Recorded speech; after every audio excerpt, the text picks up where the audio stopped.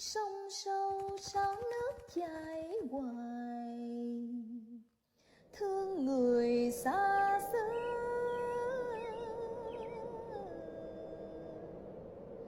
Lạc loài đến đây, nắng ngả về Tây, chim chiều theo nắng về Tây.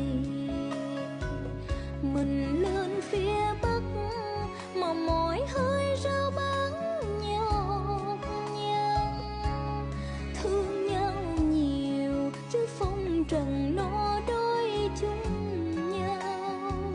Nhìn con nước lớn mà ước mơ tươi đẹp cuộc đời. Dòng